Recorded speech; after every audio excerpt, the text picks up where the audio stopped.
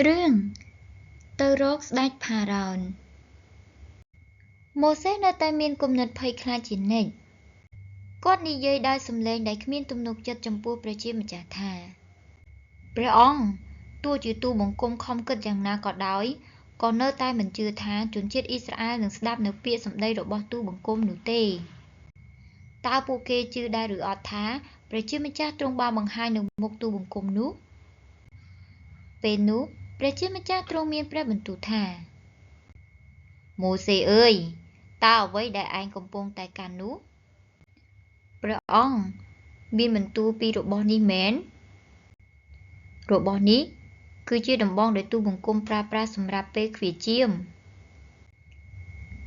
ចូលឯងបោះដំបងនេះទៅនឹងដីចុះម៉ូសេក៏បានបោះដំបងនោះទៅនឹងដីតាមបន្ទូលរបស់ព្រះជាម្ចាស់ប៉ុន្តែនេះជាអ្វីទៅព្រះអង្គពេលដំបងធ្លាក់ដល់ដីភ្លាមក៏បានប្រែក្លាយទៅជាសត្វពស់ដែលរស់រវើកម៉ូសេភ្ញាក់ផ្អើលជាខ្លាំងពេលនោះព្រះជាម្ចាស់ទ្រង់មានបន្ទូលថាចូលឯងចាប់កន្ទុយពស់លោមើលពេលម៉ូសេបានចាប់កន្ទុយពស់នោះពេលនោះគួរឲ្យភ្ញាក់ផ្អើលជាខ្លាំងសត្វពស់ក៏បានប្រែក្លាយទៅជាដំបងវិញម៉ូសេតើឯងបានឃើញហើយឬនៅប្រសិនបើក្នុងករណីដែលប្រជាជនអ៊ីស្រាអែលមិនស្ដាប់បង្គាប់នូវពាក្យសម្ដីរបស់ឯងនោះចូលឯងបង្ហាញពីការអស្ចារ្យអំបញ្ញមិញនេះឲ្យពួកគេឃើញចុះពេលនោះពួកគេនឹងជឿឯងជាមិនខាន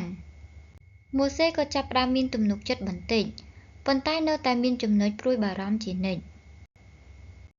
ព្រះអង្គប៉ុន្តែប្រសិនបើធ្វើជាតួនាទីជាអ្នកដឹកនាំប្រជារាស្ត្រតើមិនត្រូវតែពូកែក្នុងការនិយាយទេឬអីទូលបង្គំបានរស់នៅជាអ្នកគង្វាលដូច្នេះទូលបង្គំមិនសូវពូកែនិយាយនោះទេតើទូលបង្គំនឹងអាចប្រាប់ពីព្រះបន្ទូលរបស់ព្រះអង្គបានល្អដែរឬទេព្រះជាម្ចាស់ទ្រង់មានព្រះហឫទ័យសោកស្ដាយចំពោះម៉ូសេជាខ្លាំងពេលឃើញសភាពគាត់បែបនេះព្រះជាម្ចាស់ទ្រង់ជាអង្គដែលអាចនឹងធ្វើនៅអ្វីគ្រប់យ៉ាងបានទាំងអស់មាត់របស់មនុស្សក៏ព្រះជាម្ចាស់ទ្រង់បានបង្កើតឡើងមកដែរប៉ុន្តែម៉ូសេវិញគាត់មិនបានជឿលើព្រះចេស្តារបស់ព្រះជាម្ចាស់ទាំងស្រុងនោះឡើយ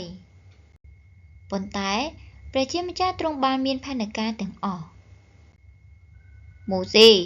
ចូលឯងកុំព្រួយបារម្ភអ្វីទៀតយើងនឹងឲ្យអ៊ឺរ៉ុនដែលជាបងប្រុសរបស់ឯងនឹងទៅជាមួយនឹងឯងអ៊ឺរ៉ុនជាមនុស្សពូកែនិយាយប្រសិនបើឯងនាំយកនៅពាក្យសម្ដីរបស់យើងប្រាប់ដល់អ៊ឺរ៉ុននោះអ៊ឺរ៉ុននឹងប្រកាសដល់ជនជាតិអ៊ីស្រាអែលយ៉ាងច្បាស់លាស់ជាមិនខានទីបំផុតម៉ូសេក៏បានស្ដាប់បង្គាប់តាមព្រះបន្ទូលរបស់ព្រះជាម្ចាស់ហើយបានឆ្ពោះទៅអេស៊ីបជាមួយនឹងអ៊ឺរ៉ុននៅទីនោះគាត់បានប្រាប់ពីព្រះបន្ទូលរបស់ព្រះជាម្ចាស់ដល់ជនជាតិអ៊ីស្រាអែលម៉ូសេបានបង្ហាញនៅការអស្ចារ្យដែលព្រះជាម្ចាស់ទ្រង់បានបង្ហាញឲ្យមើលសម្រាប់អស់អ្នកណាដែលមិនជឿពេលនោះមានជនជាតិអ៊ីស្រាអែលទាំងអស់ក៏បានថាអូទីបំផុតព្រះជាម្ចាស់ទ្រង់បានស្ដាប់នូវការអធិដ្ឋានរបស់ពួកយើងហើយព្រះអង្គកូនសូមអរព្រះគុណទ្រង់ដែលបានប្រទានម៉ូសេឲ្យមកសង្គ្រោះពួកយើងទាំងអស់គ្នាហើយក៏បានជឿដល់ម៉ូសេឱផារ៉ោនជាព្រះចៅដ៏អស្ចារ្យអើយមានជនជាតិអ៊ីស្រាអែលកំពុងរង់ចាំចង់ជួបនឹងព្រះអង្គឲ្យចូលមកម៉ូសេនិងអ៊ឺរ៉ុនក៏បានមកចំពោះមុខស្ដេចផារ៉ោនហើយបាននិយាយដោយសំឡេងដ៏ក្លាហានទៅកាន់ស្ដេចផារ៉ោនថាពួកយើងមកដើម្បីប្រាប់អ្នករាល់គ្នានៅអ្វីដែលព្រះនៃសាសអ៊ីស្រាអែលមានព្រះបន្ទូលស្ដេចផារ៉ោនត្រូវតែដោះលែងជនជាតិអ៊ីស្រាអែលដើម្បីឲ្យពួកគេអាចនឹងចេញទៅថ្វាយបង្គំដល់ព្រះជាម្ចាស់នៅក្នុងទឹកដីថ្មីប៉ុន្តែស្ដេចផារ៉ោនវិញ ក៏បានបដិសេធដូចជាអ្វីដែលបានគិតទុកមុននោះដែរហាព្រះហើយតើព្រះនោះគឺជានរណាហេតុអ្វីបានជាហ៊ានបញ្ជាឲ្យយើងដែលជាស្ដេចផារ៉ោននេះធ្វើបែបនេះបែបនោះទៅវិញឈប់និយាយរឿងកំប្លែងបែបនេះទៅទៀតទៅ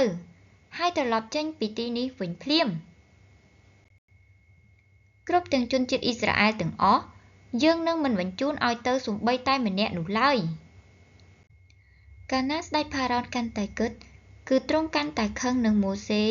និងផារ៉ោនជាខ្លាំងដូច្នេះក៏បានបញ្ជាឲ្យបន្ថែមការងាររឹតតែច្រើនជាងមុនទៅទៀតដើម្បីឲ្យដល់ជនជាតិអ៊ីស្រាអែលធ្វើហើយក៏កុំផ្ដល់ឲ្យនៅចម្បាំងដល់ជនជាតិអ៊ីស្រាអែលសម្រាប់ធ្វើឥដ្ឋឲ្យសោះហើយក៏ត្រូវឲ្យធ្វើឥដ្ឋក្នុងចំនួនដែលធ្វើដូចមុនដែរពីព្រោះតែពួកវាខ្វះនៅការងារធ្វើតើពួកវាមិននិយាយពីរឿងឥតប្រយោជន៍ឬអីថានឹងថ្វាយបង្គំព្រះបែបនេះក្នុងសម័យនោះដែរនៅពេលដែលជនជាតិអ៊ីស្រាអែលសង់អគារអ្វីមួយពួកគេប្រើប្រាស់ចំបើងច្របល់ភក់ចូលគ្នាហើយច្របល់ភក់ចូលគ្នាម្ដងទៀតទើបអាចធ្វើដុំឥដ្ឋបានរហូតមកដល់ពេលនេះគ្រាន់តែយើងធ្វើដីឥដ្ឋនិងដុតឥដ្ឋតែប៉ុណ្ណោះគឺជាការងារដ៏សែនលំបាកណាស់ទៅហើយចុះទម្រាំតែត្រូវតែដើររកចំបើងសម្រាប់ធ្វើឥដ្ឋទៀតក្នុងស្ថានភាពដែលជនជាតិអ៊ីស្រាអែលត្រូវតែដើរស្វែងរកដោយខ្លួនឯងពីមុនក៏ពួកយើងធ្វើការទាំងមិនបានសម្រាកទៅហើយនេះប្រសិនបើឲ្យពួកយើងស្វែងរកចំបើងដោយខ្លួនឯងទៀតនោះនេះតើមិនគួរនឹងកាត់បន្ថយចំនួនធ្វើឥដ្ឋទេឬអីប្រសិនបើហ៊ានរអ៊ូរទាំឬកាត់បន្ថយនៅចំនួនឥដ្ឋតិចជាងមុននោះទីហ៊ាននៃជនជាតិអេស៊ីបពួកគេនឹងវាយជនជាតិអ៊ីស្រាអែលនឹងដំបងហើយនឹងធ្វើបាបជាមិនខានប្រជាជនដែលរស់នៅកាន់តែរងទុក្ខវេទនាជាងមុនទៅទៀតក៏ចាប់ផ្ដើមត្អូញត្អែបែបនេះទាំងអស់នេះគឺដោយសារតែម៉ូសេនិងអេរ៉ុនទាំងអស់ពួកគេប្រាប់ថាមកគឺដើម្បីសង្គ្រោះពួកយើងប៉ុន្តែផ្ទុយទៅវិញបែរជាមកធ្វើឲ្យពួកយើងកាន់តែស្ថិតនៅក្នុងស្ថានភាពមិនល្អទៅនៅពេលដែលម៉ូសេស្ដាប់ឮនៅការត្អូញត្អែររបស់ប្រជាជនហើយគាត់មានការឈឺចិត្តជាខ្លាំងព្រះអង្គហេតុអ្វីបានជាបញ្ជូនឲ្យទូលបង្គំមកទីនេះដូច្នេះគឺដោយសារតែទូលបង្គំទើបមនុស្សទាំងអស់កាន់តែទទួលរងទុក្ខខ្លាំងទៅព្រះអង្គមានព្រះបន្ទូលច្បាស់ណាស់ថានឹងជួយសង្គ្រោះពួកគេទាំងអស់គ្នាមែនអត់ពេលដែលម៉ូសេគាត់ពិបាកចិត្តទាំងហូរទឹកភ្នែកបែបនេះពេលនោះព្រះទ្រង់ក៏មានព្រះបន្ទូលមកកាន់លោកម៉ូសេម្ដងទៀតថាម៉ូសេអើយចាប់ពីពេលនេះទៅយើងនឹងបង្ហាញពីការអស្ចារ្យឲ្យដល់ស្ដេចផារ៉ោនឲ្យឃើញប្រាកដណាស់យើងទម្លាក់ទោសដ៏ធំឲ្យដល់ស្ដេចផារ៉ោននៅពេលដែលគេបានឃើញនៅចេស្តារបស់យើងនោះផារ៉ោននឹងព្រមប្រគល់រាជរបស់អញឲ្យចេញពីទឹកដីខ្លួនជាមិនខានឡើយម៉ូសេអើយយើងនឹងនិយាយម្ដងទៀតយើងជាព្រះយេហូវ៉ានៃអ៊ីស្រាអែលពេលម៉ូសេបានឮសេចក្តីសន្យារបស់ព្រះជាម្ចាស់រួចគាត់ក៏មានកម្លាំងឡើងវិញម្ដងទៀតប្រជាជននៅតែត្អូញត្អែរទៅកាន់ម៉ូសេជានិច្ចប៉ុន្តែគាត់បានប្រមូលភាពក្លាហានឡើងវិញម្ដងទៀតហើយទៅជួបផារ៉ោនជាមួយនឹងអេរ៉ុននៅពេលនោះព្រះជាម្ចាស់ទ្រង់នឹងបង្ហាញពីព្រះចេស្តាដ៏អស្ចារ្យរបស់ទ្រង់ឲ្យផារ៉ោនឃើញតើនឹងមានរឿងអ្វីកើតឡើងនៅទឹកដីអេស៊ីបយើងជួបគ្នានៅសាច់រឿងបន្ទាប់ទៀតសូមអរគុណសូមជម្រាបលា